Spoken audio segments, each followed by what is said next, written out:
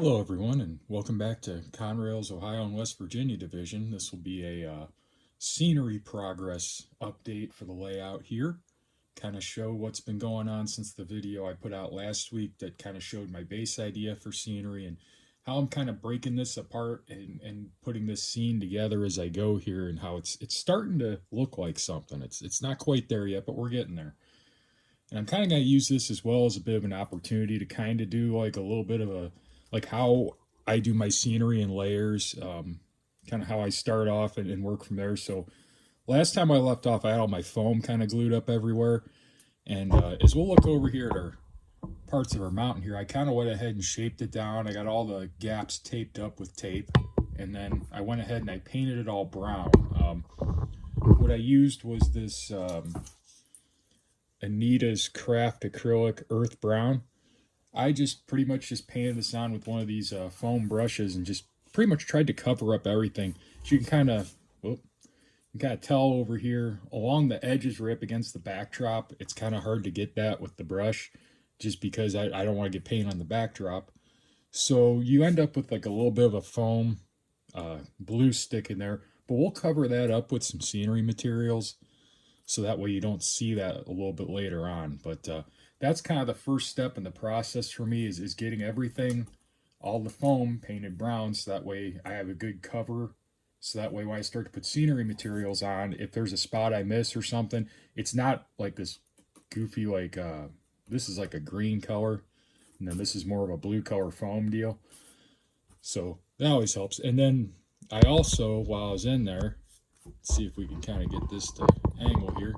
So I also airbrushed all my track here. You kind of get a variation shot here.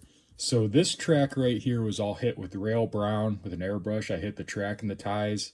And then if we look back here in the back, we could see where I went ahead and painted the rails individually with some of this burnt sienna acrylic paint here.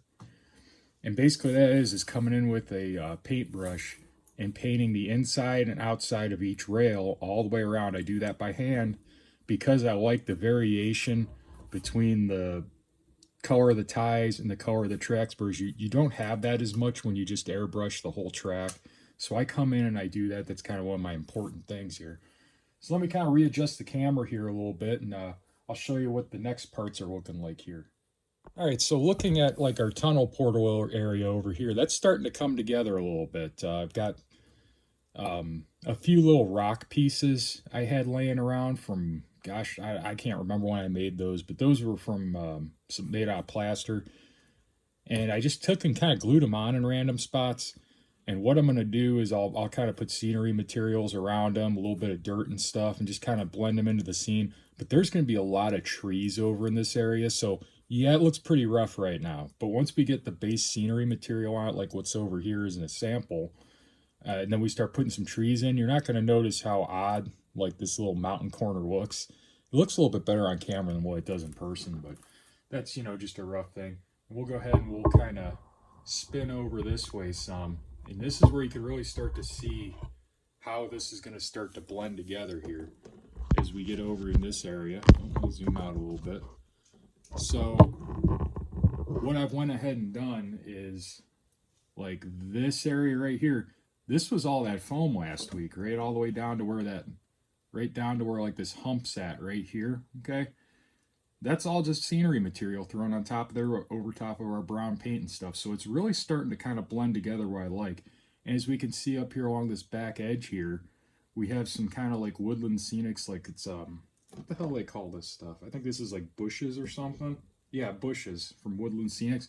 What I'm doing is I'm using those right up against the edge of the backdrop to cover up where our foam line's kind of sticking out where the paint difference is. And I'll do the same thing down and in over here as well to kind of blend in those edges.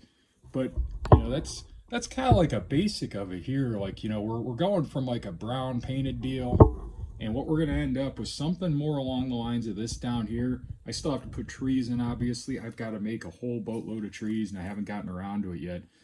But just kind of wanted to post a bit of an update and kind of give you all a little bit of a look into how I tackle scenery and what way I go about it. And much like with what I do with weathering, I try to work in layers and build things up, and that's kind of been a big part of this is just working in layers and building stuff up. Now, as you can tell, what I'm going to end up doing is I'm splitting this section in half, and what I'm going to try to do is I want to get this back part done, get all the scenery materials down, ballasted, get all that glued, and then I'm going to move up into doing these front tracks up here, namely because I have to pretty much lean on top of this piece of foam here to reach all the way back in that corner. It's very difficult to reach, so I'm going to try and get this back corner done. I also put in a little bit of a trench here that's going to have some faux water in it too. That'll look pretty cool. But you know, that's what we got going on here. Just wanted to post an update just to show kind of the progress on the scenery. And then again, as I'd mentioned, there's a few people that asked me to do like a how-to on scenery. And to be honest, I don't really like doing scenery that much anymore. It's just not really that fun to me. I like building cars and I like running trains, but scenery, I like how it looks when it's done. But in the actual process of doing it, it drives me absolutely nutty. So I just wanted to show this again, just to be able to show the layers and show how to do things and give you all an idea. Once again, I'd like to thank everybody for watching. Appreciate y'all for bearing with me while I don't have any train running videos over the next few weeks. But this is what we got, and this is what we're gonna have until at the very least, I want to get this yard section done and get right up to where our bridge is at right over here. I want to get this corner done so I can put the cars back in the yard, and then maybe, just maybe, once we get that done, we'll tackle our final corner over in here, because then we'll have from the bridge to right over here, and then we'll be done with all the scenery on the layout. So thanks again for watching. Hope you guys will tune in next week when I should hopefully have some more cool stuff to show. Hopefully all this will be covered in some scenery materials and we'll have all this ballasted. Maybe a few trees, but well, let's not get too excited now.